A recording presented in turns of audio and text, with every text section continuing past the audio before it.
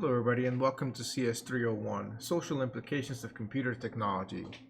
Today, we're going to be talking about the history of technology, computer technology, and then we're going to switch gears and talk a little bit about ethics. More specifically, I want to talk about the pace of changes in terms of computer technology and a bunch of unexpected developments that we've had around the way, all the different themes of technological challenges that we face today, and then, of course, ethics, as I said. So let's start first by looking at this quote here: the pace of change, in a way not seen since Gutenberg's printing press that ended the Dark Ages and ignited the Renaissance. The microchip is an epochal technology with unimaginably far-reaching economic, social, and political consequences. Michael Rothschild. And so, the printing press was a great achievement because all of a sudden you were able to bring knowledge to many places where otherwise it wouldn't have been able to get there. It allowed us to be able to write more and basically create more copies of a book, whichever book it was back then, be the Bible or whatever. I just say Bible because that was one of the big books back then. And so basically you're able to spread this knowledge in a faster and far more reaching way. And so the comparison with today is that, in a way, with the technological advances we've had in the last 80 or so years, have really pushed us forward in just unexpected changes and development.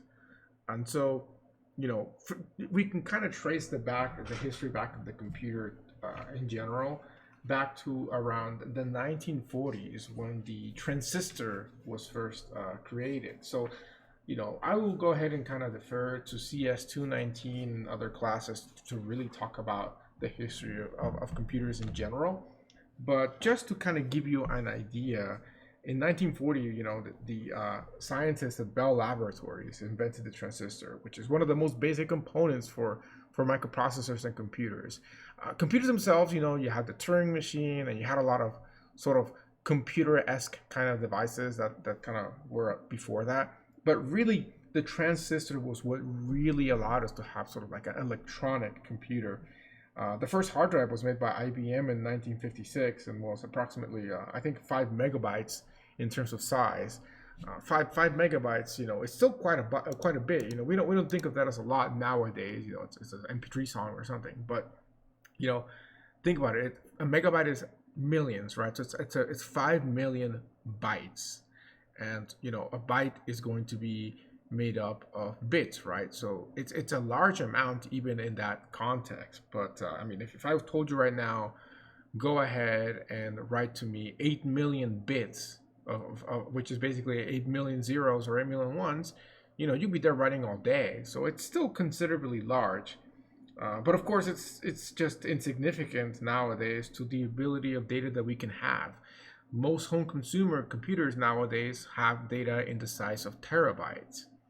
And of course, large companies like Facebook and Google are processing, in the petabyte level, which is basically thousands of terabytes data daily, potentially. This is how much data people are generating per day. And so there's been this massive explosion of technology. In 1991, the space shuttle had a 1 megahertz computer. 10 years later, some automobiles had 100 megahertz computers, and now, of course, we're in the gigahertz. And there's Moore's law and other things. So, really, we've had this massive and unexpected, development in technology that has really changed things. But if we look more into detail about instead of just looking at computers in general, we start analyzing different sort of side effects of computers, and one of them is, of course, the cell phone. The cell phone was relatively a small thing back in the 1990s. I believe I had my first cell phone around the early 2000s, like 2003 or so. But nowadays, at least in 2011, there was about 5 billion devices worldwide. And I think nowadays, even though I don't think everybody has a cell phone, there's definitely more cell phone devices produced than there's people in the world right now. Of course, that doesn't, again, mean that everybody has a cell phone. Most of us have gone through multiple cell phones at this point, but it's just kind of to give an idea. And, what are cell phones used for? Well, you all know you can take pictures, you can download music, watch videos, you can check emails, play games, do banking, do investments, watch lectures from the comfort of your own bed, um, finding things on maps. There's a lot of different things. There's also some sort of health related stuff, like you can monitor your diet. If you have diabetes, you can monitor your insulin levels and things like that.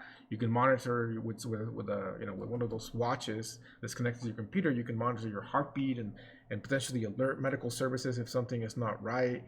um, for people that are living in remote areas, you can locate water.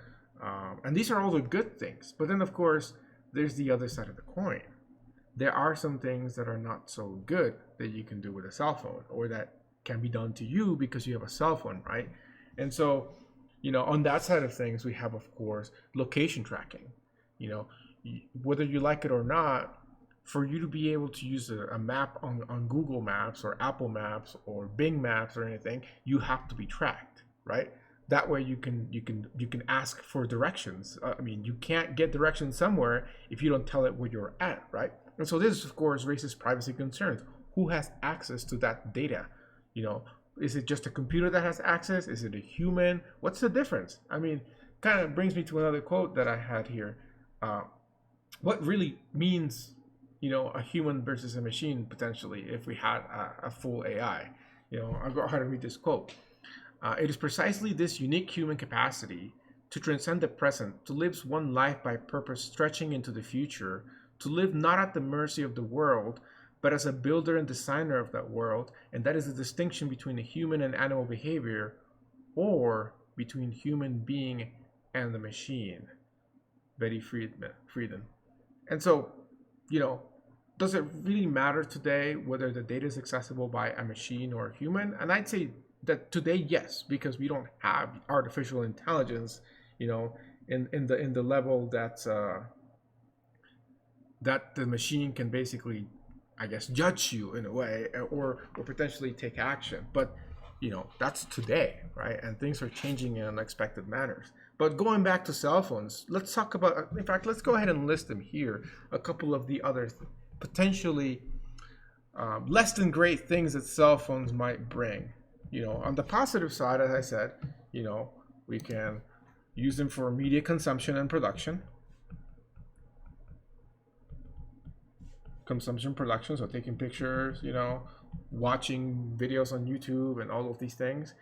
For communication, whether that's not necessarily just nowadays like calling somebody, but you can also send them an email or send them a text message, or do a video call even. And then, of course, for entertainment in general, which is kind of media consumption, but, in general, it could be for entertainment, such as reading a book on their phone or playing a game. They can be also for, quality of life improvements, such as managing your banks and things like that. And again, maps and things like that, right? And also, as I said, some health stuff like the diabetes. So these are the happy sort of side effects. But then, of course, like anything in this world, there's the good and then there's the bad. So on the other side, as I said, there's privacy concerns because you can be tracked. There's location tracking. And a lot of these things you'll see can be good and bad. Location tracking is good for maps to work, but it's not so good for privacy concerns. You can media production. You have a camera on your phone that you can use to take pictures to save good memories. But on the other hand, cameras can affect the privacy of individuals in public and non-public places, right? So if somebody takes a picture of somebody doing something that they would not like to be taking a picture of, that raises some issues. Or potentially, worse yet, if somebody remotely activates your camera and monitors you using your camera without your permission, right? So basically, privacy, and again, it's privacy in public, but I'll put it here, camera. Cell phones also can interfere with your solitude, your quiet and concentration. Suppose that you're studying for a test and you get a phone call. And of course, if you're at home, and I suppose it could be the same thing as somebody ringing a doorbell. But at the end of the day, if you're somewhere quiet where you don't want to be found, where you have your cell phone, somebody calls you, bam, your concentration's disturbed, right? I mean, is that a good thing or a bad thing? It's good because like suppose you were expecting a call that was very important. You'd rather get the information now and it's okay. But suppose that it's just a spam call, and that's kind of not that cool, right? There's also potential risks with cell phones that can happen using one, such as using a cell phone while driving. It's potentially dangerous. Texting while driving can distract you from putting attention in the road, which can lead and has led to a lot of people dying because of it. So, technology always has two sides to a coin. There's always unanticipated negative applications to just about anything in this world, not just necessarily in technology. Other things, could be, teenagers who have, you have kids accessing a phone, and that can expose them to inappropriate content, such as what I suppose the word sexting, or potentially watching pornography or other things that kids technically shouldn't be allowed to watch. There's other things like terrorists using them to communicate. One of the advantages of something like a encrypted text is to be able to communicate without anybody spying on you. On the other hand, are you communicating because you care about privacy, or are you communicating because you're trying to plan a terrorist attack? So again, there's always two sides to the coin. Are rioters organizing a looting party, or are you just organizing with your friends, where you're going to go for lunch? So there's always two sides of the coin. And so one of the specific points that is emphasized in the book, and I'd like to emphasize too, is kill switches. One of the solutions to avoiding a lot of this is how can we turn off technology if needed to. And so that's basically what a kill switch is, which is allows a remote entity to disable applications or delete files or things like that. And a lot of systems have such devices, not maybe as efficient as possible, but you are able to kind of clean your phone and do a system restore, and same with computers. But if you truly want to delete something, that it's not the most security thing. And there's also raising concerns about user autonomy in bringing these things. And so that brings us to a last quote I have for the day, I suppose. And that is, while all this razzle-dazzle connects us electronically, it disconnects us from each other, having us interfacing with more computers and TV screens than looking in the face of our fellow humans. Is this progress? Jim Hightower, radio commentator, 1995. And so this brings another thing.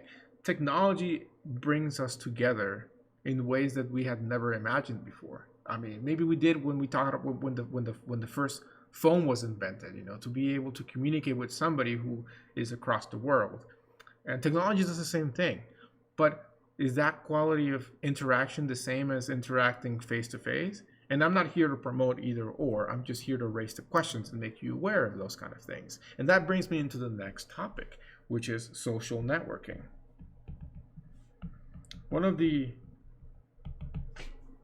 other developments in computers and technology, of course, you have cell phones was a big thing, but the next big thing that has happened, I believe, within most of our lifetimes is social networking. And so the first online social network, or at least the one that is claimed, because I mean this is kind of debatable, was classmates.com in 1995. So that is approximately 25 years ago from the recording of this. And so that wasn't really the big one that most people know, but the next one that came out is probably the one that kind of really exploded, and that's MySpace. MySpace came out in 2003, or was founded in 2003 by, I think his name was Tom, or at least that's what the name they remember. And it had roughly about 100 million member profiles. I don't know if this is like peak members or just average, but this was in 2006 when it had those. So from 2003 to 2006, when it was founded, it exploded and you had 100 million members, okay? We're talking that maybe around then there was maybe 6 billion people in the planet, I'm not sure. So that's it's not the full planet, but it's a considerable part of the planet. I mean, the population of the U.S. then was probably anywhere from 200 to 300 million people, maybe. So I mean, it's obviously this was worldwide, but it was a considerable amount. And then of course, we all know nowadays the one that's kind of up there, which is Facebook, right? And Facebook was started at Harvard as an online version of student directories. You can go watch like the that one movie, The Social Network, if you're more interested in about how Facebook's history. But it exploded in popularity and to the point that it basically killed off MySpace. And then there's millions of people, hundreds of millions of people that use it because of the ease in which they can share aspects of their life, which is something that's kind of very, very important about social networking. So you know, because we had messengers, we had video chats. There was before Facebook was a thing. There was MSN Messenger. There's Xfire. There's Skype. I believe was probably around then. Well, might have been founded around then, but if not, there you could do video chats on MSN Messenger and also probably in AOL. So there was the ability to communicate with people, and there was mini networks in the forms of online forums and threads on the internet. However, the difference with social networks is that it was not about communicating with others more than it was about you, and basically sharing aspects of your life with others. So what separated social networks from just communication was that it was more in a way it was sort of egocentric. It was about showing what you like, what you do with the world, and sort of seeking that attention for the good or the worst. Again, I'm not trying to make a decision on whether that's good or bad, but you know that made you feel important, and then it was a self-fulfilling prophecy when of course you would comment on other people and they would comment on you, and then you would have that feeding cycle.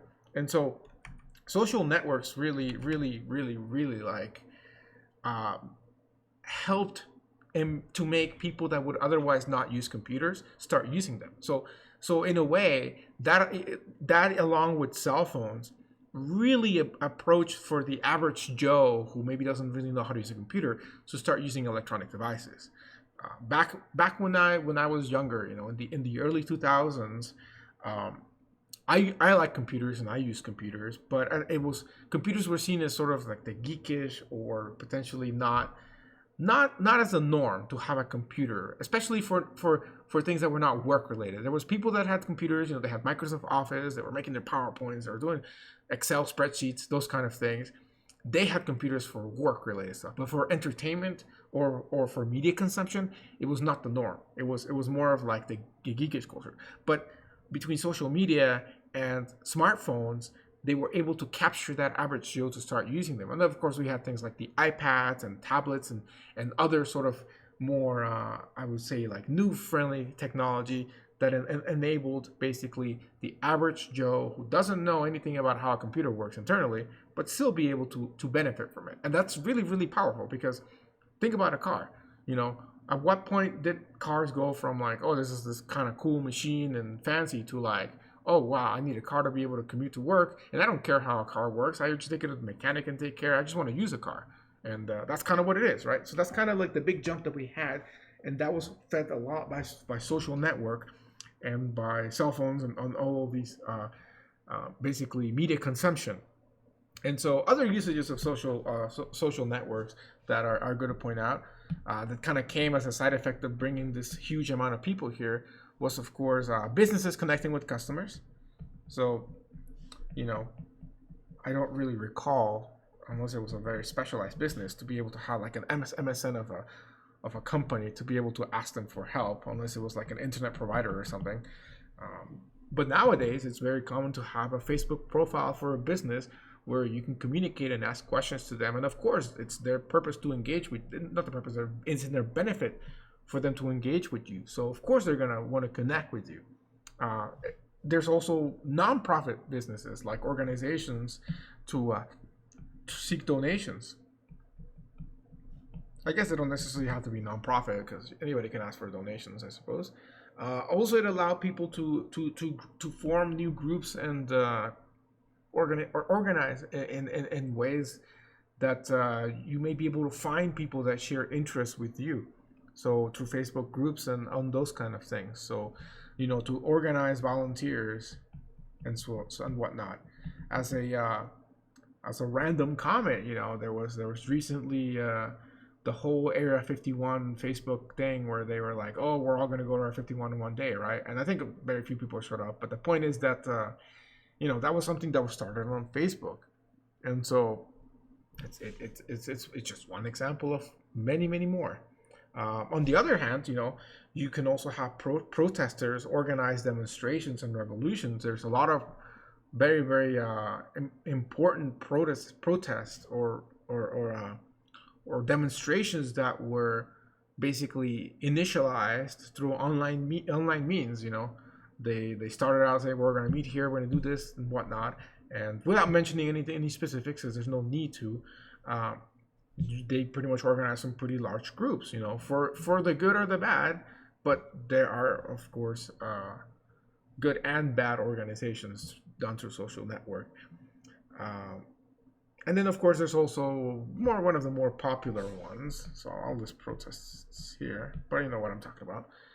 For crowdfunding. Crowdfunding is another very, very popular sort of recent development in terms of technology. That's the idea of crowdfunding. Kickstarter, those kind of things. But even before that, just the idea of funding something together and pooling it. But again, I think the most popular ones are something like Kickstarter. There is, of course, also like scam stuff, like when there was all the cryptocurrency craze and there was all the altcoins, and then they were funding for those, by buying coins and things like that, to the point that like the government kicked in and was like, yeah, you guys can't do this because this is like trying to sell stocks and stuff. So there's a lot of unexpected developments, and frankly, we don't know what's going to happen tomorrow, what new thing is going to appear. And some of these you can already see how they can be positive or negative, just like with crowdfunding. There can be scams, and there can also be legitimately good products that can come out of crowdfunding. I believe the Raspberry Pi, which is a very popular device for people to learn basic programming and to use it, have basically a very cheap computer that can do pretty much everything. I believe that actually was started out with Raspberry Pi. With a crowdfunding. But again, there can be negative things like scam. Other sort of bad things with social networks are stalking. So stalking is when you're basically, what would be a good definition of stalking? You are, if it was in person, it would be like you're following somebody and trying to get as much information from them for potentially negative purposes, but it really doesn't matter if it's good or positive or negative reasons. Stalking someone is basically trying to just find information from them when you really it's none of your business. But I think really the connection is more stalking and bullying. There's a term even for computers nowadays. It's called cyberbullying, and that the idea is that you are attacking, stalking somebody, getting information on them, and then talking negative about them. That which is also, I believe, a term that they use is doxing. And so you're essentially, I guess technically the the cancel culture is kind of born out of that, and the idea of, you find something bad about this person, and then you either contact them directly through there and sort of, talk to them when you tell essentially mean things, or you expose things about a person for the good or the bad. I'm not making judgments on that, but you expose information about the person that would otherwise have been private without you basically digging in them, and then exposing it and making others attack them potentially. An example of a special case where potentially releasing information online can be viewed as bad is, for example, a juror in a case can tweet on Twitter about a court case during a trial, and that's kind of a violation about what they're allowed and not allowed to do. There's also like this is like bots and things like that can simulate humans, and you might think that there's people supporting a specific topic or subject or discussion, and it seems like there's a lot of people supporting it, but they're fake accounts, that kind of thing.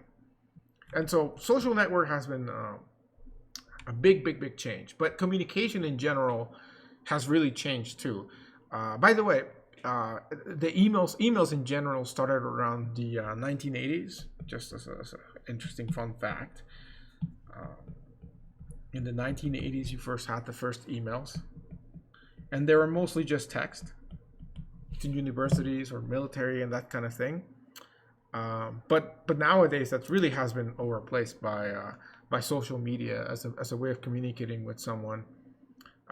Other sort of online forms of communication outside from social networks that kind of precede them is blogs. Back in the day, when you wanted to express what you liked and like what movie you saw or what you think about this, you would make a blog or a weblog. You go on a website and make a little website and just kind of talk about what you liked. And it was kind of like the predecessor of sort of the idea, because nowadays, I mean, you could say like everybody's Facebook homepage is like a blog essentially. But it was the idea for like an amateur that wanted to express ideas, and but some of them have remained up to today and have become a significant source of news and entertainment. Also, the cheapening of all of these video cameras and manipulation tools and technology have really resulted in the burst of amateur content that is pretty good quality nowadays. I mean, the rise of YouTube, which of course we all know what it is, video sharing website, has basically allowed, nowadays you can get a pretty nice 1080p camera for very, very cheap, and you can just start making content. So it's a big thing. And that also brings another side of the coin. The ability to share so much content and videos online can infringe on copyright owned by entertainment companies, and that can potentially be copyright violations are technically a crime, which we'll talk again later on about that when we get to ethics, but it's technically a crime. So the ability to share video on the web can be done for good or potentially for criminal usages. There's another growth in terms of unexpected developments is telemedicine. So the idea of being able to communicate with a doctor or a nurse via a phone call or a video call to become like routine performance of medical exams, procedures, and whatnot, and maybe someday potentially surgery. You get a doctor performing a surgery remotely. Another big thing that I guess I would say like the internet in specific of technology has brought in is collaboration. Wikipedia being one of the sort of most prevalent examples of that is the online collaborative encyclopedia that is written by volunteers and is potentially free, aside from that donations they occasionally ask for. And it is made by people. The people that write Wikipedia, yes, they're basing themselves off of hopefully good primary sources, but anybody can go in there and they could potentially write false information, and that has definitely happened. And then of course they have some safeguards for that, but that's potentially one of the bad sides. But on the good side, Wikipedia has allowed basically the world to be able to educate themselves by having the world's knowledge basically available to anybody with a computer, which is pretty much anybody nowadays. So if you want to learn about just about anything in the world, maybe anything about history, you can go on Wikipedia and you can find out about it. Or you can also go on pretty much other of the billions upon trillions probably of websites out there. And in terms of, since we're all in C++, CS people, you guys took CIS 135 and 202, which is C++, there's thousands upon thousands of informal communities of programmers that create and maintain free software or have videos on how to create programming and whatnot. So, I like to say that as somebody who is in programming, who's in computer science, it would be way different way of life if we did not have the internet.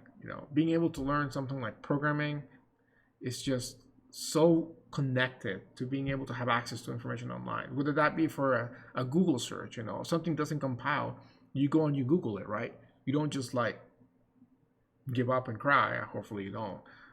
You could of course go to a book and read the documentation, but who does that these days? I mean, it's just super slow. A quick Google search can give you access to billions upon billions of websites or pages of websites that can give you answers, which probably going to be Stack Overflow, I'm not gonna lie. And then you can see the error, and you can basically know from not having a clue about what something means, to being not an expert, but being very well versed on something within minutes or even seconds potentially. You can go from not knowing answers to something to knowing the answer within seconds. Now, of course, whether that information is correct or not is a different story, which kind of brings into sort of the ethics of information, right? Because nowadays information is potentially decentralized on the internet. Anybody can go and create their own website and call it, actual news, and whether or not it's actually new is questionable. But it's definitely something that we want to think about. Other development that have come up are with collaboration related are watchdogs. There have been cases of basically the internet coming together to find something or someone to help investigate crimes. Two examples that I can think of, one of them being positive and one of them being negative, is some years ago I read on a news article that 4chan teamed up together to find, I think, somebody who threatened to do something, like I think it was a shooting of some sort, and they actually were able to investigate this person within a couple of hours after the threat, and then send the information to the FBI to actually stop them. And I think they actually had weapons in their home and were potentially planning something. So that was a good form of probably one of the few good things out of 4chan that came out. On the other hand, I read another article of a video of somebody abandoning their dog at a park, or it looked like a park, but maybe like a forest kind of thing. And then it turned out that the video had I think the video uploaded was low quality, but the person who uploaded could see in the video the license plate, and they alerted the police, and they found the owner, and they fined them and whatnot. And the dog, of course, was safe afterwards, I think. But on the bad side of things, people tried to, because they didn't know or they didn't care, because they didn't care to look further that the person has already been found, they took it upon themselves to try to find the person who did this. And because the car they were driving was kind of unique in a way, where there's not that many of them, and based on the location where it was at, they tracked down a person that actually had pictures of a same breed of the dog, but wasn't the right person. And not only did they, of course, share the information with authorities, which, of course, by then they had already found the person, but they also sent death threats and offensive messages, bullying, cyberbullying to this person who was completely innocent, who just happened to have a car that was basically a similar physical features, and then a similar dog, which, and the person literally was like, my dog is right here, and this is not the same dog, kind of thing. But of course, that information gets lost amongst the waves of information online. And so potentially watchdog or online vigilantism can have good or negative effects as well. Moving on, we other big major development online and in terms of technology in general is e-commerce. Amazon started in 1994 selling books on the web, but from there it has grown to selling pretty much just about anything. You can buy houses on Amazon, like Lego houses that are like $20,000, and you have to assemble it yourself in like the forest. I've seen those on Amazon. You can pretty much buy anything on Amazon, and then whatever you can't buy on Amazon, you can probably buy on eBay, which is facilitates online auctions. And so it has become one of the most popular, mostly reliable, and mostly user-friendly commercial websites in the world, Amazon. And eBay has really allowed for the average consumer to be able, not the average consumer, the average person in general, to be able to sell their stuff online. It's kind of, it's gotten to the point where traditional brick and mortar websites, mortar businesses have had to establish websites to compete with something like Amazon and eBay. So transition from basically buying things in person to basically sitting from the comfort of your home and buying something online is insane. It's huge. And online sales just in the US total alone are hundreds of billions of dollars. Sellers can sell directly to buyers, and that has brought up something very, very important, which is kind of the peer-to-peer economy. No longer, if you had maybe in your town, you lived in a relatively small town, because you might live in a big town, it's kind of that's a fact. But if you live in a small town where there's maybe one or two people that sell the content that you're looking for, maybe you were trying to buy movies, and the only people in this town are like Blockbuster, and what would be something around then? What was the competition with Blockbuster? I don't even know. Probably like City, Circuit City or something. Those are like old companies. And so if those were the only two shops in town that sold like VHSs or DVDs, that's it. If they came together and decided that they're going to sell DVDs at $10 or more, at least they're never going to sell it for cheaper, then you're basically screwed. There is no chance for you. Or if they just feel like selling DVDs for more than they would normally cost, you have no choice, because your other choice is to drive maybe like 20 miles to the next shop and hope that it's cheaper there. And so with the power of the internet and people selling peer-to-peer and companies being able to sell from basically across the world, I can go and buy something from China or Europe and then have it sent here. That has really, really, really sort of created an economy where you can't price gouge anymore because you're the only shop in town, because now you got to compete with the internet. Now, of course, there's still people that will buy things in person regardless. Some things like necessity things, especially like something you get at like Home Depot or Lowe's. Like if you have to get something now, or food's a better one. If you need to get food, you're not going to order food online because it's going to take time to get there. Plus, you kind of want to see it and whatnot. So there's still limitations to that. But for a lot of things, it's just, there's no point in buying something in person when you can buy it online for cheaper. So, and that's kind of the world we live on. And that has had positive effects because it has really helped, there's no chance of basically overpaying for anything anymore. If you dig online, you're buying a car, you can check what other people have bought cars for in the whole US. But on the other side, some companies have run out of business because of it, because you can't compete with somebody who's selling online from China, for example, where they can send it to you for much cheaper than you could buy from the mom and pop store. So there's, of course, pros and cons, as you can kind of see. On the other hand, it wasn't easy to get here. Initially, there was always trust concerns. People were reluctant to provide a credit card information online to make purchases. And so PayPal kind of grew out of that need to handle it as an intermediary. So there was a lot of economy of that kind of appeared out of from one day to the other, where there was a lot of businesses that had to fill things like online commerces.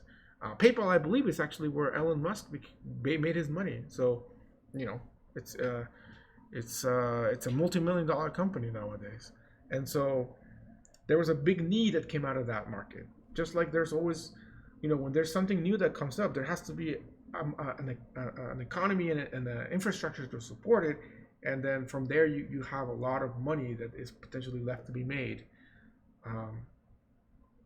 For example, if tomorrow all electric cars were available super cheap and people bought them, you could probably put like an electric charging station somewhere, and I bet you that there's not that many right now out there. I mean, there's still quite a few, but I'm saying there's potentially a market for that. Or if tomorrow we have flying cars, that will open up an entire new market of things, like that we can't even rationalize today as to what things can happen.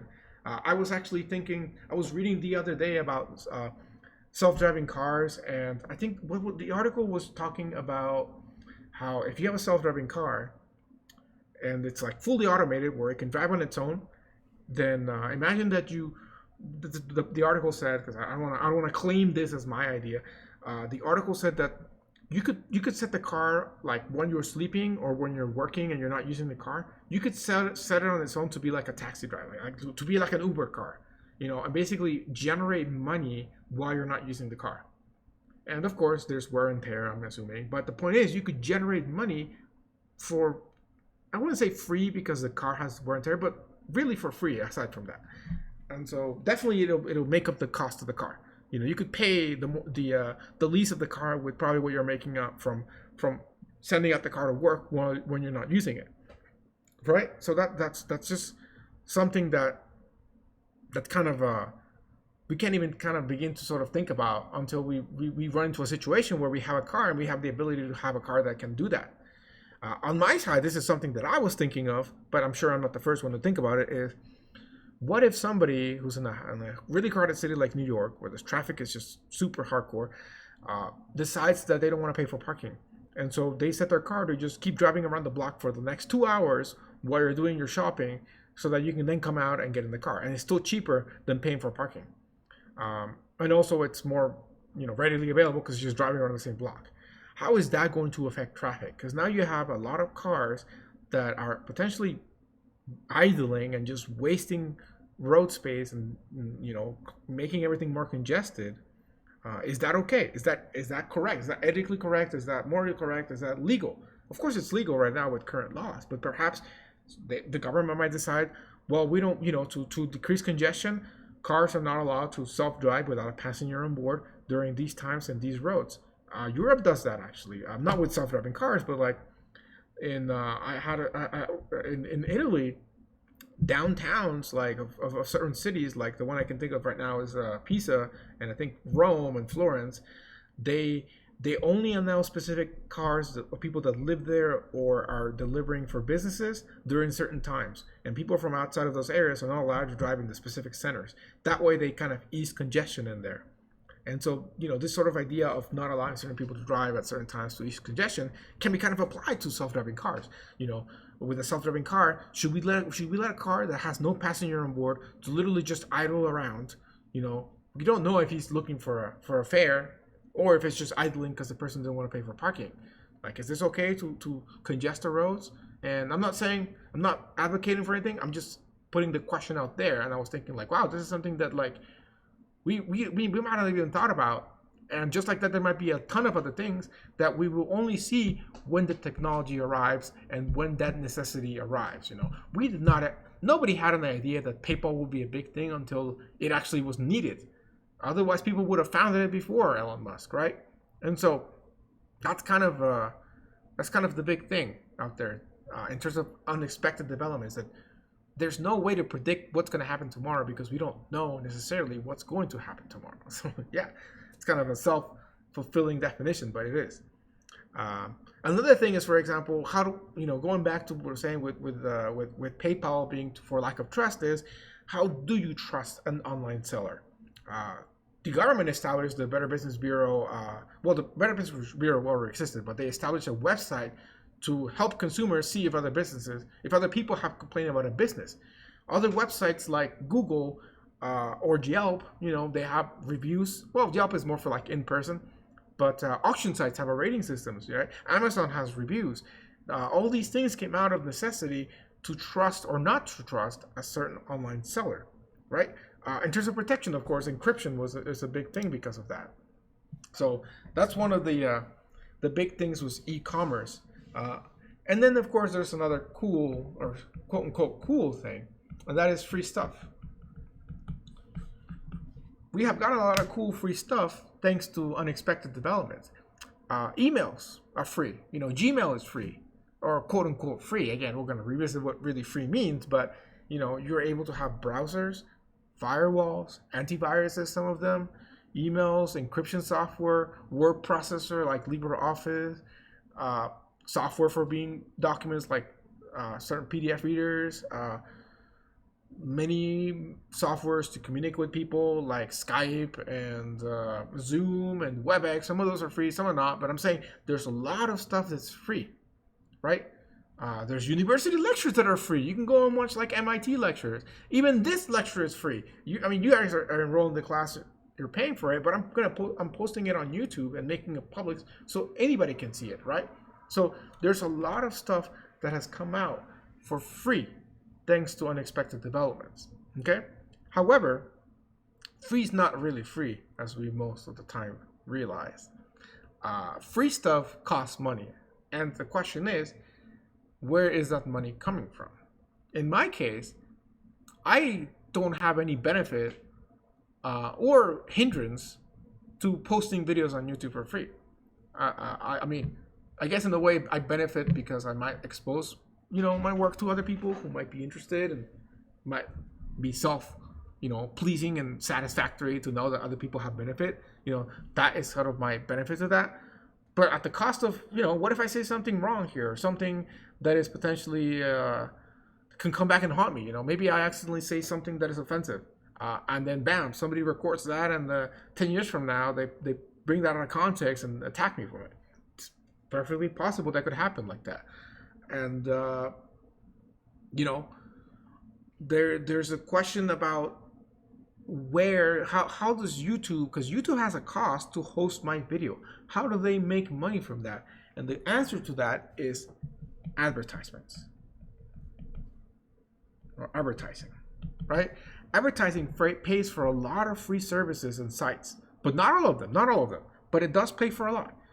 Advertising is the same thing as TV with ads. Someone is trying to sell you a product while you're receiving other stuff in the meantime, free or not. You don't have to, it doesn't have to be free stuff. You can still get advertised in something you're paying for. Such as happens when I'm doing the Twitch live streams for my classes, and then like Twitch plays an ad. And technically students are paying for the lecture and they're getting an ad, right? But ultimately, advertising is a big source of income that a lot of stuff is offered for free. A lot of news websites, they have websites for free that you can look at. Some of them do charge you money, but most are free.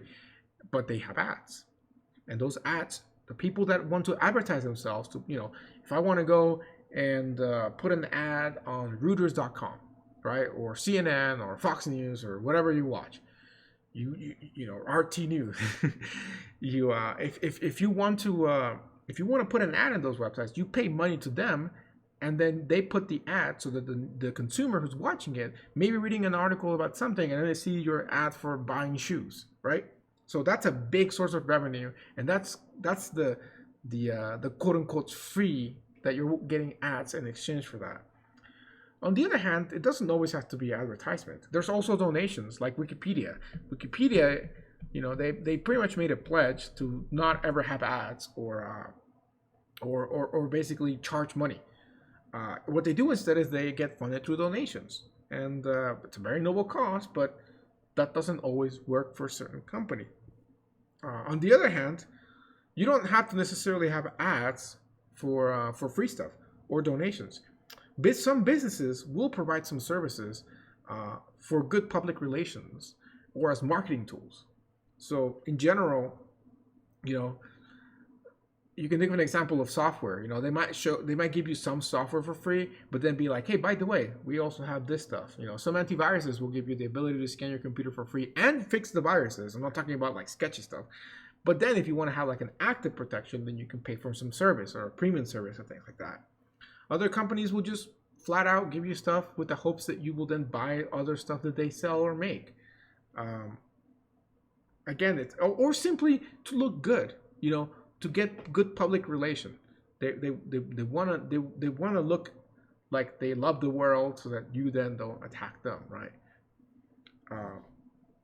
And then of course there's always just generosity and public services, open source software. Sometimes people do it to market themselves. Like if a new developer wants to code something to look good so they can get a job later on, they go uncode it. Or simply just because they like to, or they want to. They want to share their expertise. They're good at something. They go ahead and use that. But yeah, now here's the thing. Let's go back to advertising. It would be great if ads would be nice and friendly and they were just random. But the reality of things is that in order for companies to earn revenue and fund multi-million-dollar services like Google, many free sites have to collect information about your and my online activities and sell it to the advertisers. So, if I am reading news about Star Wars, then potentially I'm going to get a commercial for the next Star Wars movie to come out, or, something a little bit more interesting than that. I was looking at a Star Wars thing. Is if you're watching news about like, about sports, then they might advertise you with some sportwear or some fanwear or those kind of things. So that's of course the kind of the nicer examples, but the reality of things is that they will track everything about you. because the more information they know about you, the better they can target ads that they want that will actually make you buy something. And that's not necessarily for malicious purposes. The truth of the matter is that if I, as an advertiser, I'm paying money to be able to show you an ad for something, I really want to make sure that it's something that you actually might be interested in buying. You know, if you hate, like if you just totally hate cars, you know, you're just like, you just don't even want to see a car in your life, and somebody advertises you for a car, it's a waste of money because you're never going to buy it. If on the other hand you love motorcycles, like you really, really love motorcycles, or watches, if you love watches, ideally somebody who sells watches is like, yo, if you love watches, this is the guy that I want to advertise to because maybe he'll buy my watch or my motorcycle, right? So that's what companies really want to do. Unfortunately, the amount of information that they get, they're really, really, you know, they can really, really go deep, like very, very deep. Okay, well, I don't want to get there yet because that's going to be a whole this video on its own. But like, they will get very deep to truly know that you're somebody that they can sell to. And the question arises: is that okay? Is it okay to know all that information about you to sell a product, regardless if their intentions are good? Is it still okay? And it's something that we will spend, like I said, a full video on. Right now, again, we're kind of just doing a broad overview. Another big development, and this one, you know, it's kind of iffy, is artificial intelligence. You know, artificial intelligence it's always kind of an iffy term, but I would say that automation is a better term. You know, computers that can perform tasks that would normally require human intelligence. I would say that that's kind of like the legitimate artificial intelligence of today.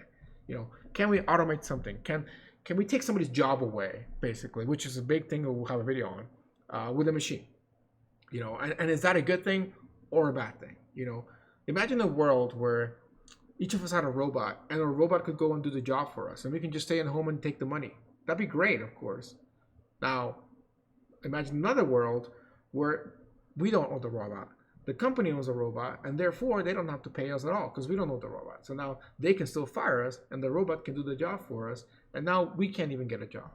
So there's, of course, a lot of debate about artificial intelligence and in the workforce. So we will have a video on that on its own. So I'll just kind of leave it there. But essentially, AI has done some really cool developments in terms of specializing on certain areas like industry, and there's also benefits to society with AI, such as speech and text recognition and pattern recognition, OCR, and all of these things. So it's definitely there's definitely some great developments in terms of power and benefits that computers give us.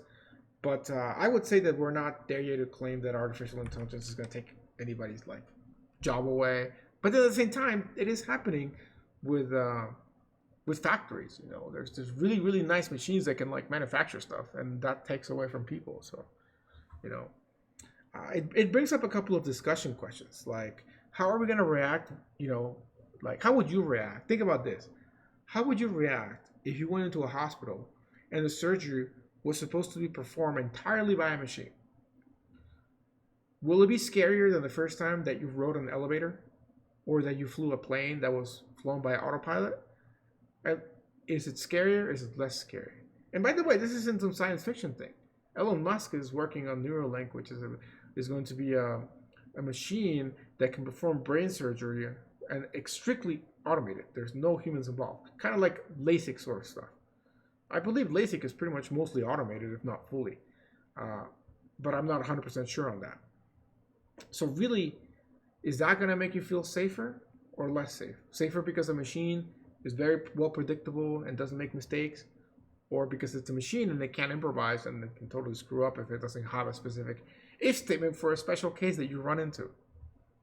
You know, so that's a good question to have. Here's another question that is a little more sci-fi. How are we going to react if you're having a conversation with someone and we don't know if it's a human or a machine? Suppose you're talking to customer service and you don't know if it's a human or machine. Of course, this doesn't even make sense now because we can't really picture that because we don't have the technology to have such a machine. But maybe someday we will. Maybe we won't. We don't really know. It's impossible to know. But if we someday do, how would you feel about that? What about human and kind of like cyborg, human computer interaction? What if we were able, like I was talking with Neuralink, if we were able to implant a chip into our brain to be able to download our memory into a hard drive and back it up, so that we could remember things better? What if we could then transfer that to somebody else or potentially to another body to extend our lifetime? Are we still human? Are we still the same human? When do we stop being a human when we're enhancing stuff with computers? So these are all questions that you want to think about when you think about how far technology can reach. So I think that pretty much covers most of the sort of developments that we've had, since that's kind of the goal of this to do, is to basically give you some history of technology and unexpected developments. There are other things like smart sensors and Internet of Things. There's the Internet of Things being a biggest kind of craze. Pretty much they expect like 50 devices in each home to be connected to Wi-Fi. And there's recently a new Wi-Fi thing that's coming out, so it's pretty cool. But there's also technology for disabled people, assistive technology to help restore productivity and independence to people. Again, with Neuralink, to be able to help people that can't walk to be able to walk again, to see again, to hear again. So there's a lot of new stuff coming out. But there's a lot of things that when we bring a new technology out there, all the bad baggage that we have comes with it. With the advent of the internet, we have all the great things that I talked about, but we also have crime. We have a decentralized market that with the dark web, where people could sell things and use cryptocurrency. But then, of course, people went in and started selling drugs and even like hitman stuff. So, of course, there's always going to be bad things. Adapting to a new technology, you really have to think in a different way.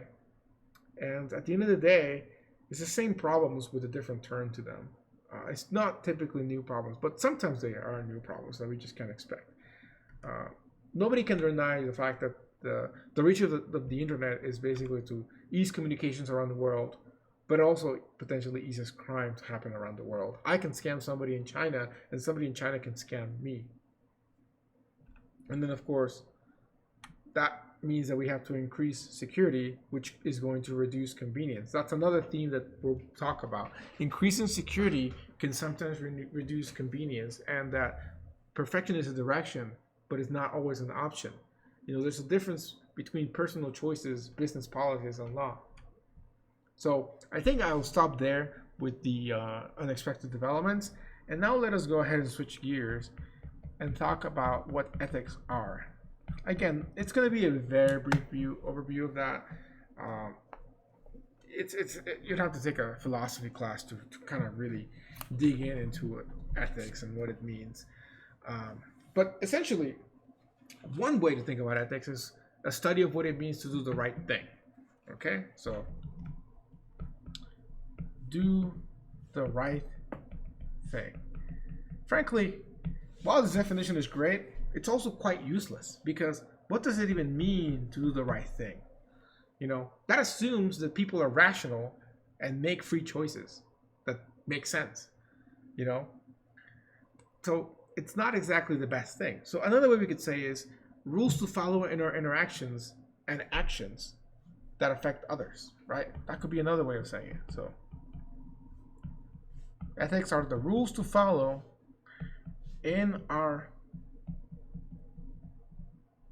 interactions and our actions that affect others, right? And so there's a variety of ethical views, and I'm going to go ahead and talk about 3 of them, but well, not mostly 2 of them, but then the other stuff. But I want you to know that there's far more to this topic than I can talk about, really. So one of the ethical views is what is known as, it was kind of one of the big guys around this is Immanuel Kant, but that is the deontological view of things, okay? And that's Immanuel Kant.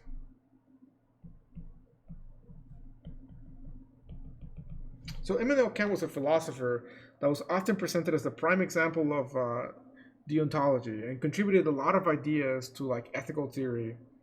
I'm going to mention kind of like the biggest things on him. And so deontology tends to emphasize duty and absolute rules to be followed. You know, whether they lead to good things or bad things, is basically you're going to do it. So I guess the best example is deontology says, do not lie. Okay? Do not lie. Like, that's it. Doesn't matter the situation, who, what, where, why, how. Do not lie. And it's an absolute rule, and it can never be bent. Okay? And these are rules. The deontologists believe that we should follow rules of behavior that we can universally apply to everybody. So the rules have to be applicable to everybody. Okay? And the principle is so fundamental to ethical theory that we already accept it in our explanation of ethics. Okay? Now, this is a little bit flawed, but first let me tell you the other things that deontologists believe. Okay? So I guess to summarize, basically is, you know, follow rules that universally apply to everybody.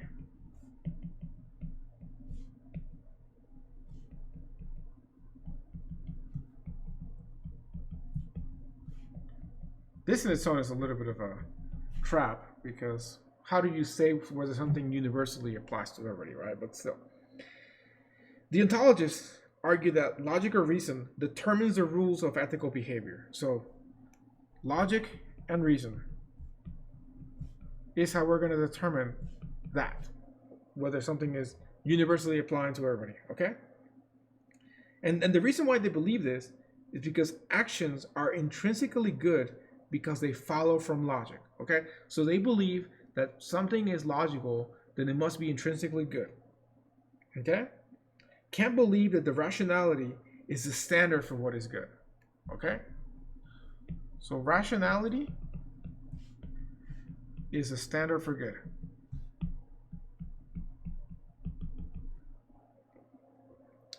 We can reason about what makes sense and act accordingly, or we can act irrationally or emotionally, which is evil.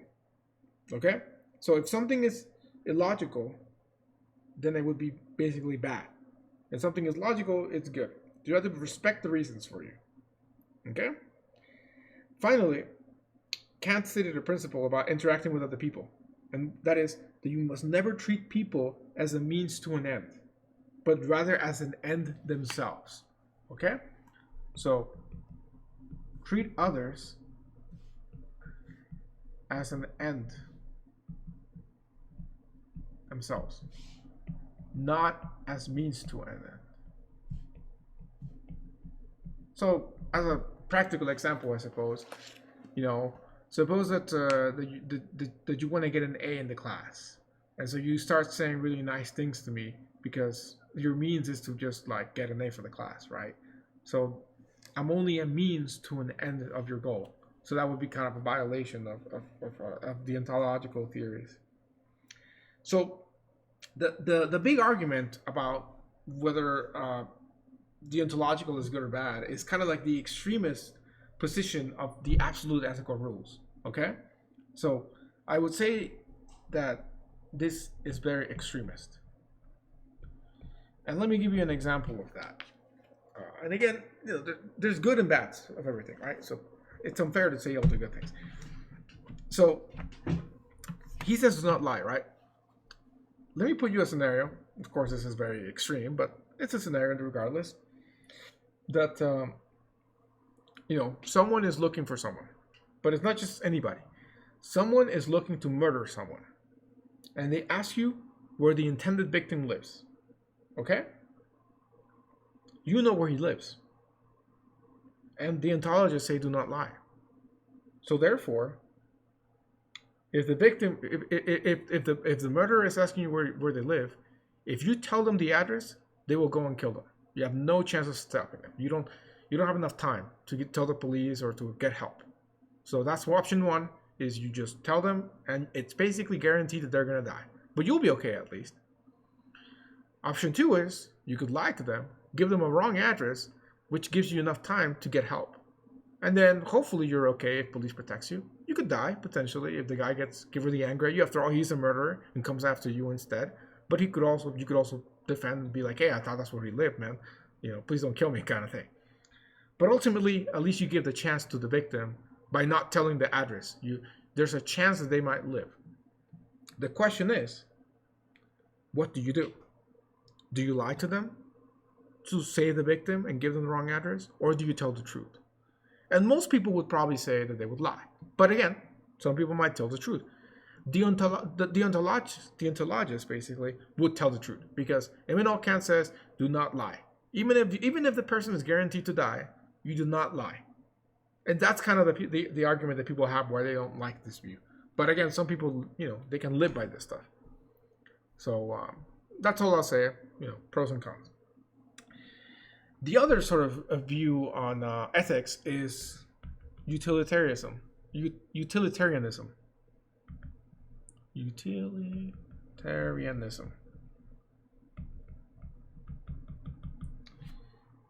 Utilitarianism is an example of consequentialist theory. The guiding principle, as expressed by John Stuart Mill, I'll put his name here,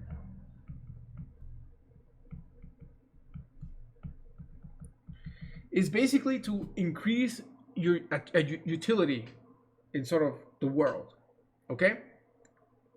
Which also increases your happiness. So basically, a person's utility, or how useful they are, is what satisfies their needs and values. So if you do something that decreases utility for some people, and increases it for others, we have to consider the consequences of the benefits and damages of all the affected people, right? So if you look at the example with the murder, right, you have to look at the utility of it. If you tell a lie, then the person will be saved. If you tell the truth, then the person will be killed. So a utilitarian would be like, it is more useful for the world for you to lie, in this specific case, to save a life. So they would lie instead. The deontologist would say, that's the address, have fun. The utilitarian would be like, no, it's better to save the person, so you are ethically, obligated to lie to save the person. Okay? So, yeah, that's kind of utilitarianism. The problem with it is that it might be difficult or impossible to determine the consequences. Now, in the example that I give you, it's kind of obvious. Yes, okay, lie, save the person, whatnot. But of course, that's kind of a very clear-cut issue. Not everything is clear-cut in this world. How can you truly analyze all of the consequences of your action? Suppose that you get offered a job, okay? And when you get offered a job, if you're a utilitarian, you have to consider the pros and cons of taking the job. On one side, if you take the job, that means that some other people are not going to get the job. And those people that don't get the job might have needed it more desperately than you did. But you can't really know that for sure. But it's a possibility, right? So can you really decide if the ethical choice, utilitarian-wise, is to take the job or not? It's kind of impossible at that point, Also, imagine somebody stealing. When you steal from someone, or when somebody steals from you, they have a gain, right? They steal something and they gain it. The other person loses it. So a utilitarian would be like, is the burglars, or if the criminal, the guy who steals it, is that guy's gain more than what the person is losing? Okay, let's say that if the person did not steal from you, he would starve to death and die. But you're rich to the point that, like, if he steals this from you, as long as he doesn't hurt you, it's okay. Yes, it's sad, it sucks. He stole $100 from you, but you're not gonna die. You're just gonna feel bad. You might not be able to buy that Xbox game you really wanted or whatnot, but you're still gonna be okay. The burglar, on the other side, instead of starving to death, is not gonna eat. A utilitarian would be like, okay, on one side, this guy stole from you, yeah, sure, but he was gonna die. And you don't really lose anything but some entertainment that's kind of optional. So the utilitarian might be inclined to side with the burglar in this specific scenario. Uh, of course, you know, that's again another extreme example of somebody rich versus poor. So again, a utilitarian, like the other ones, is there's no. I'm not saying one view is better than the other one. I'm just exposing you to all of them to be aware of that, and so on. The next thing to talk about is natural rights, and natural rights is a very iffy topic because at the end of the day, you know, we believe what somebody might believe to be something to be a natural right might not be agreed by other people. So I'm probably going to offend people with what I'm going to say, and I'll try to be as not not biased or anything when I'm saying, but I just want to explain to you what natural rights are, and then it's up to you to decide what is and what is not a natural right. Okay, but one approach that that we can see as whether something is ethical or not is whether it's violating somebody else's rights. And so there are different sort of rights. I'll talk about like positive and negative rights, but first, let's look at what a natural right is. A natural right is something that is derived from the nature of humanity, and another way of thinking about it is something that every person should have. In fact, some people would like to call natural rights as human rights, which I think most of us, when we think of human rights, we kind of already have ideas as to what they include. One of the most sort of famous people for natural rights is John Locke. And so John Locke argued that we each have an exclusive right to ourselves, our labor, and what we produce with our labor. Okay? So what he's saying is that you have a right to just basically to what you do with your time, so like your labor. And then if you make something out of your labor, so if you're a farmer and you go farm you farm some seeds in the ground, you plant them there, and then you get that crop, and you have that crop, it is your crop, and it's totally yours, and it is your right to that piece of food because you took care of it, you farmed it and everything, right? However, this kind of extends because,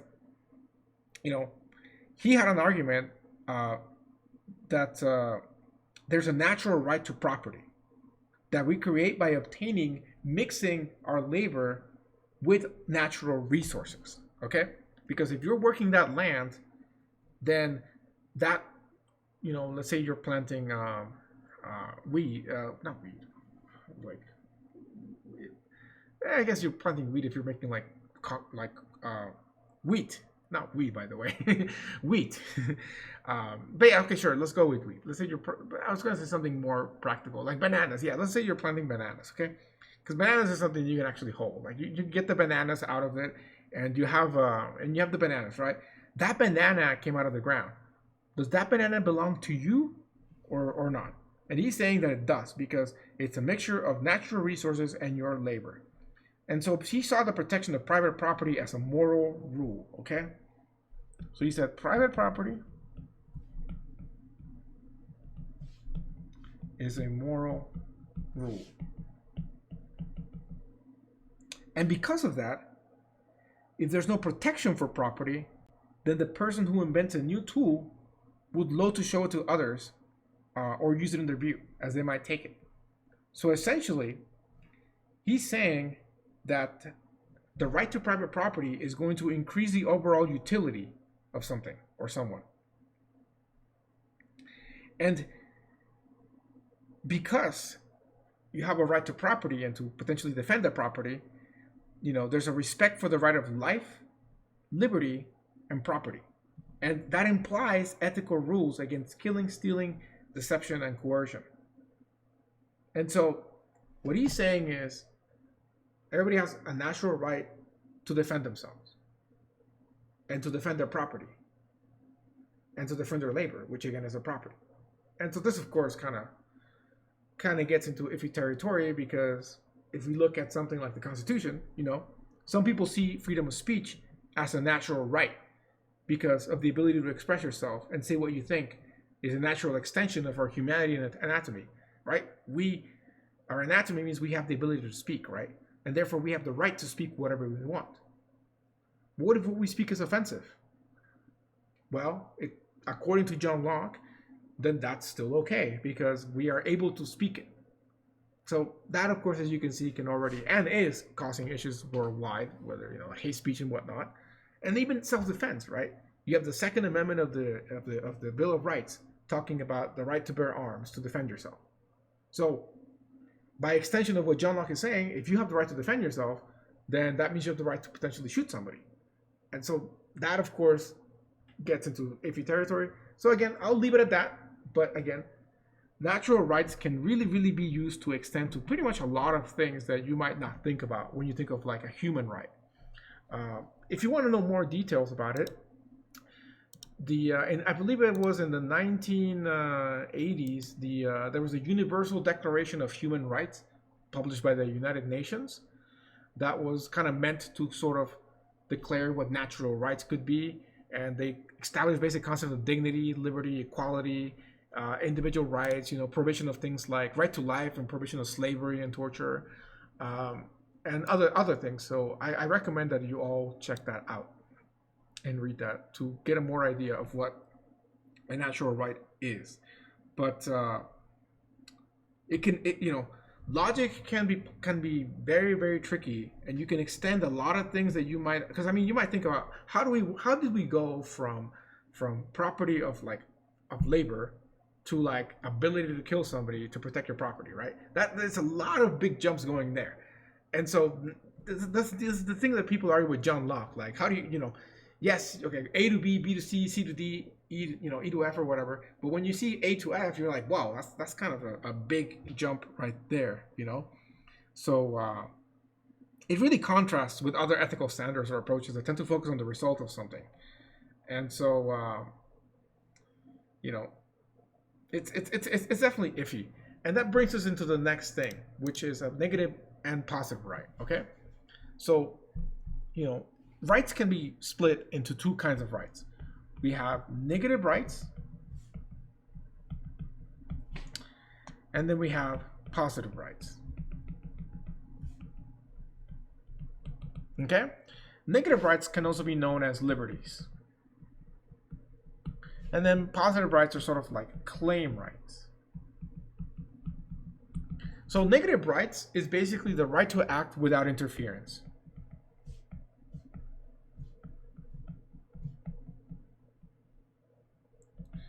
Basically, examples of negative rights are something like freedom of speech, or freedom of religion, or freedom of, or the right to bear arms. These are all negative rights because the government doesn't need to do anything but just basically let you do it. If the government doesn't censor you, and doesn't say you can't say these things, if you can just like make any noise out of your mouth at any time, that is a liberty. The government doesn't need to do anything to control, to basically to enable you to have this right. Okay. If you want to believe in something, the right to believe in something, again, the government doesn't need to enable you to be able to believe in that. Okay. Now, of course, yes, there can be, if you like, for example, if you believe in a certain religion and it requires you to be able to do a pilgrimage somewhere, and then you're like asking the government for money to do that pilgrimage, that's different. That kind of goes more into like a positive right. But a negative right is basically to act without interference from the government or other people. Okay? Again, I'm saying government, but really this applies to just people in general too, like people to people thing. The right for me to like, go to sleep, be able to go to sleep somewhere, and just somebody tells me you can't sleep, that would be an interference, right? So these are all negative rights. Now, the word negative sometimes implies, of course, negativity. That's not what it means here, okay? It doesn't mean that the negative right is like any way or form lesser than the positive right or vice versa. It just means that you basically have it by default, and it's only, if you don't have a negative right that you could have, it's because somebody took it away from you. They interfered and took it away. On the other hand, we have positive rights. Positive right is more of like an obligation of some people to provide a certain thing for somebody else. So let me put that down.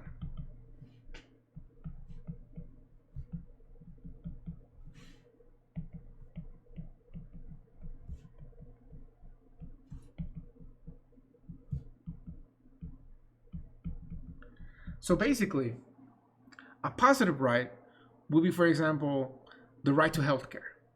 So if we say every person has the right to healthcare, then that implies that some people have to do stuff to get you that right. For example, doctors have to look at you, and if you're sick and you need help from a doctor, the doctor has to take time away from his free time potentially to look at you, right? What that entails, of course, could be like a tax, right? A tax that everybody pays to pay the doctor. But what we're saying is a positive right is basically an obligation for somebody to do something for somebody else. Another example for that, and something more related to the topic of the course, is a positive right, like if everybody wanted the internet. Like, let's say that it was a right of someone to have access to the internet. What kind of burden would that put on society? That really depends on the technological level. Let's go to even something simpler. Let's say that everybody had the right to have a phone and to be able to call someone. The burden for that would mean that they need to have a phone at home, which they might not be able to afford, which means somebody has to pay for it, and then also the infrastructure. It's a lot easier to do that infrastructure today. In fact, I'd say that a lot of places in the U.S. at least have a phone, and some places probably very rural may not. But I think if they don't, they have at least like they could get a satellite phone or some form of communication. But if I told the same thing 100 years ago, then that would be extremely hard because 100 years ago, very little phones out there. And so infrastructure matters and technology developments matter to be able to give somebody a positive right, potentially. So internet today may not be physically possible to give to some people in the US because they're so rural. But there's alternatives, like they're trying to get satellite internet, things like that. So positive rights always involve some sort of obligation, which typically gets translated in today's jargon into just basically a form of a tax or something, right? Other examples of it could be, for example, the right to a trial, right? So a trial by your peers, to be judged by your peers. If you commit a crime, you have the right to a trial. That's a right that's guaranteed to us by the Constitution, I believe it's in the Bill of Rights. However, that's technically a positive right because that trial is going to cost money to the government, which of course is going to come back to you, right? But we all have agreed and said, hey, it is worthwhile for us to pay these taxes that are going to the courts, because if we are in a situation where we're being charged with a crime, we definitely want to be able to go to trial and fight it in case we're innocent, right? Or even if we're not innocent, we still have the right to fight it.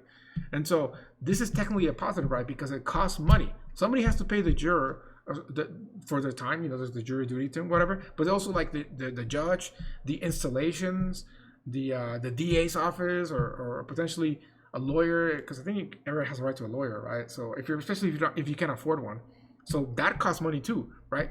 So these are all things that cost money, but you're still getting them.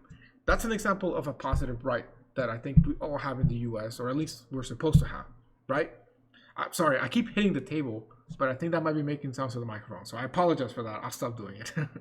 But yeah, so I hopefully you get an idea of a negative and a positive right. Again, there's different kind of rights. They don't make either one lesser or greater, but I would say that it's definitely easier to have negative rights than positive rights, because again, negative rights don't cost anybody anything. Potentially, like at least they don't cost money. I mean, of course, negative right of freedom of speech is that somebody can call you really bad names and offend you, right? So that's going to cost you your emotions and potentially your sense of self. But what we're saying, it doesn't cost the world or the state anything to give you these rights potentially. Positive rights, on the other hand, will typically cost in one way or form because it's an obligation to someone. Another name for positive rights is also claim rights. Well, I have it here written down, so yeah. Other example of that would be, for example, food. Everybody has a right to food. And so people that can't afford food, somebody has to pay for their food, right? So like, how far does an obligation go to provide a positive right? Right? That's the big ethical question. It's helpful to consider that when we're trying to decide a claim right if we should give it to somebody or not. So again, if we want to have a positive right that says everybody has the right to internet, how expensive is that going to be for us to actually implement something like that? So yeah, that's basically positive and negative rights. There's also things like golden rules. That's more of like Bible and Confucius that basically tells you to treat others as you would want them to treat you. So that's another interesting way of looking at ethics. There's also the idea of contributing to society. So doing one's work honestly, responsibly, ethically, and creatively is good for both you and other people, right? So if you're working somewhere, you don't steal from them, you do your job, you don't cause problems. That benefits you because you keep your job. It also benefits your employer because they don't have to deal with that stuff, right? So social contracts are a very, very, very important thing, you know. Justice in a free society means treating individuals according to identical rules of conduct. That's Ben Stale and Manuel Hins. So, as you can see, ethics. There's a variety of different ways to agree on ethics. But there's one thing that we need to make a difference between law and ethics. You know, typically laws are viewed as ways to enforce a society that's ethical, but that's not always the case. There are laws that can be viewed as unethical, but they still have to be there. And that's because again, ethics can be interpreted in a different way. So some people might consider them ethical, right? But the point of law and social contracts and political justice is that people have to be willingly to submit to a common law in order to live in a civil society. And if they don't agree with that, then that brings up other issues, right? Do they argue? Do they riot? You know, like what is happening in the world, or do they just go and submit a complaint to their legislators? Like, how do you handle that? And so there's no simple answers. Essentially, there's no algorithm that you can just apply to the ethical problems in today's world and decide whether something is good or bad and how you want to deal with it. There's right, there's wrong, and then there's also okay. You know, human behavior is very, very complicated, and there's always trade-offs and different ethical theories when dealing with things, right? Also, as a sort of a throw in here, here's a question for you. Do organizations have ethics, and should they be different or equal to people, to individuals? You know, because ultimately, it is individuals that are making decisions in organizations. So, should we or could we hold individuals in organizations responsible for the decisions that organizations take? Like, who do we hold responsible if a company does something unethical? Do we hold the company responsible as a whole? Do we hold the individuals that were in charge of the company responsible? Do we hold everybody involved with the company as responsible? So it's a lot of questions to think about. But going back to what is right, wrong, and okay, you know, there's a big difference in doing something that is unethical and is, you know, wrong than doing something that is okay or right. Let's go back to the example with the job. You know, suppose that you take this job and somebody doesn't get the job instead and they needed the job more. Is it wrong for you to take that job? You know, it's not wrong. It's okay, but is it right? There's no clean answer. Obviously, if you have no idea what is happening, then of course you should take the job. But what if the person that didn't get the job contacts you and it's like, hey, I was starving. I'm going to starve to death now because I got that job. How would you feel about that, and what would you do? Is it your responsibility to then go back to the job and quit? Does that even guarantee that he's going to get the job? You don't know. You know, let's give another example. Suppose that somebody asks you for $100 in the street. You know, declining to give the money to someone is not the same ethically as taking money away from somebody, right? So it's different from somebody asking for money and somebody robbing you, like at gunpoint and saying, give me the money, right? You know, or for you just to simply look at the person and be like, hey, take some money, right? So you have to identify harm as wrong, but you also have to identify, you know, if a person is doing something or what his or her rights are and what my rights and obligations are. So it's a very, very, very complicated situation. So here's a question I'm going to end the discussion with, and now I will make this a little discussion for you guys to write about. Can you think of examples of liberties, negative rights, and positive rights, which are claim rights, that are opposite to each other? So, can you think of a positive right and a negative right that are complete opposites, that they can't coexist together? And if you do, you know, which way? Which one should take precedence? Should negative rights take precedence over positive rights, or vice versa? And I'll leave you with that. I know this was a very long video because it's kind of like the overview, but you know, you can watch it over the course of a couple of weeks if necessary. So I thank you for watching. Today we covered the history of computers. History of, you know, it's kind of a tricky name because it's really more of history of like technology in terms of like the internet and what that has kind of given us, but a little bit of computers with IoT and things like that. And then we kind of gave a brief introduction about ethics. And I hope that what you take away from the ethics part is that there is just no right answer to anything. It is strictly up to you to decide what something is correct or not. There's no algorithm. There's no correct thing. No matter what somebody tells you, there is no right answer to deciding whether something is ethical or not. It's just a complete and utter mess. Today. That doesn't mean that tomorrow we don't find some amazing solution, because hopefully that's the other part that you got out of the discussion. Look at how technology has developed. We have no idea what's going to happen tomorrow and change completely everything in society.